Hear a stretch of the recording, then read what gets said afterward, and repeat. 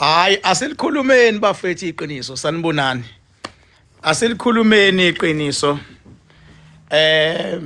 Iqiniso lodwa.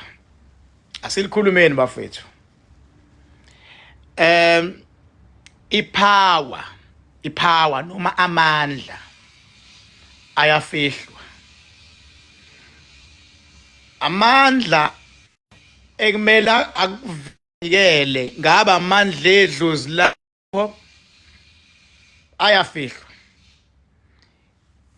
Isidalwa esinamandla empilweni yakho ungahambi utshela abantu ukuthi ungibona nginje umkhulu wami, ngoba abathakathi bazovele bazama ukumthwebula lo mkhulu wakho. Amandla bafowethu ayafihlwa. Kunamaqiniso ekumele ngithi mangiwasho kumele niwa-understand, ngoba asikho isikhathi la khona ngiyokhuluma into engeke ngize ngimmele. Ongangena ukuze ngibe uKing Bhaka angivelanga uyena. Amandla ayafihlwa, kodwa isinqumo osithathile awusijiki. Mawuthatha isinqumo sokuthi uyaphambili nempilo, bambelele esinqumeni sakho. Mathatha isinqumo sokuthi uyasebenza kanzima, bambelela. Mawuthatha isinqumo sokuthi uyakha, bambelela, ungajiki. Mawuthatha isinqumo sokuthi sewubeka imali, uyasave, ibeke. Ungajiki kade uthi uzoyibeka uyibone ngoDisemba sewuxakekile sebuyithatha manje, ngoba isinqumo nesinqumo sithathayo esikusa phambili ikhona lemimoya esuke iphambana nesinqumo sakho. Zikhona lezitha esuke zilwa nesinqumo sakho, bakhona labo sathana basuke bale nesinqumo sakho. Wena focus. Alikho ilanga oyongifica ngalo kuthiwa uKing Bhaka udefeatiwe. Into zami vele zithi nje, ngoba umsebenzi wami ukuba ungqondo ukuze ngikwazi ukulwela abantu. Ngeke ubalwela abantu impatha.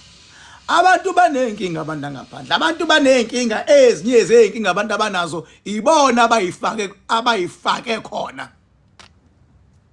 Ibona abayifake khona einkingeni abakuzona abanye abantu. Mhlambe nawe usenkingeni la ukhona, kodwa inkinga uwena owayifaka uthi usiza umuntu, namhlanje umuntu ukujikela. Yingakho ngithi mfowethu lapho ukhona amandla ayafihlwa. Mawunedlozi lakhe linamandla lifihla idlozi lakho. Ngatshela umuntu ukuthi liphi, noma usukhuluma endaweni engcwele, makhona abakuzwayo ukhuluma ngenhliziyo, ungathembi ngishaba omndeni. Bengabe ukuthi idlozi lakho ohamba nalo umkhulu, makuwumkhulu ithi bese wenza isithebe sakhe, usho uthi mkhulu ngiyabonga, ngiyazi ukuthi kunye nami, kodwa mawusunabantu wothi ugogo, ukuze bona bajaha ugogo kanti umkhulu ubhalansile. Makuwugogo wothi umkhulu kubantu, kodwa mawususendaweni yakhe engcwele memeza ugogo. Ipower wafethu iyafihlwa.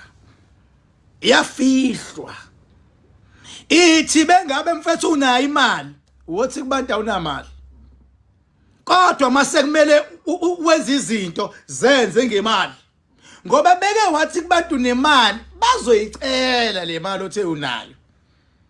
Bengabe ubancisha mase kuqhamuka inzondo wothi awunamali, kodwa bese bebona izinto zenza ngemali.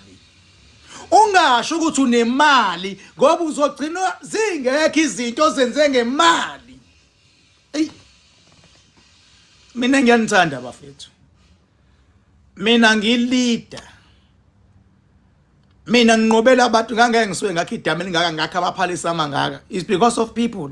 Noma inini phambana nabantu, abantu batshele kunye. That is why mawumuntu iba ready ukuthi zikhona izimpi ezikhona ezizoqhamuka, kodwa futhi zinqobe, ngoba ibalekile impi ukuthi ayibe khona, kodwa ukhiye ukuthi uyinqobile.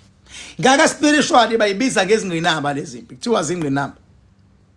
Thiwe ingqinamba zibe khona. Ngeke mawumuntu zingakhona ingqinamba, ziyafuneka nje. ngoba izona ezikwazi ukubheka ukuthi strong kangakanani.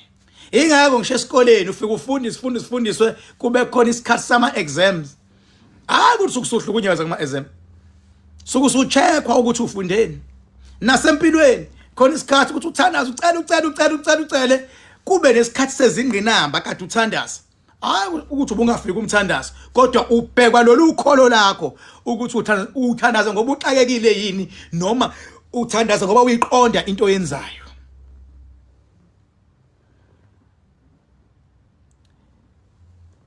That is why mawuthi uyabheka empilweni lokhu nangazi wena ungaziyo angakaze ngihlulwe kodwa izimpi engibhekane nazo zingakanani.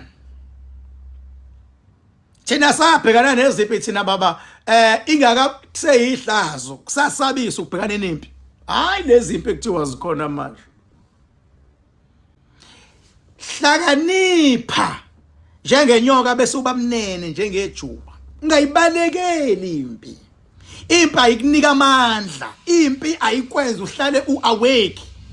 Ngoba beke kwathuleka waba soft wangaba nazi izimpi uzongayihluphi ngokusebenza kanzima.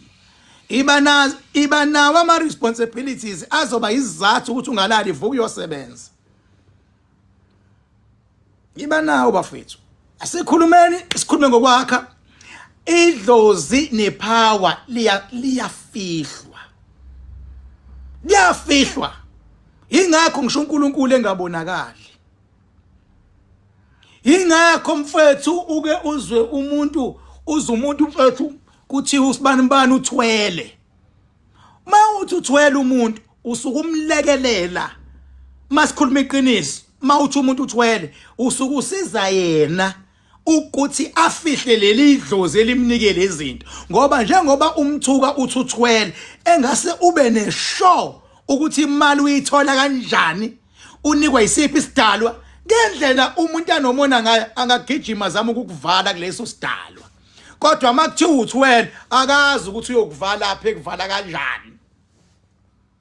That is why ubone ngathi abantu ekuthiwa bathwele abaqhwayi kakhulu leli gama abalithathi njengenhlamba kodwa umuntu okubiza ngalo usuke zama ukukujivaza kodwa umuntu ohlakaniphile akalithathi njengento ekumele imjivaze ngoba usukumphephisa uvikela lesidalwa sakacela kusona esimnika le mali emenza ukuthi abe nemoto abe nemizi ngenkathi sivikelekile isidalwa wena ibukhuluma umthwalo ngapha kodwa abephumelela yena.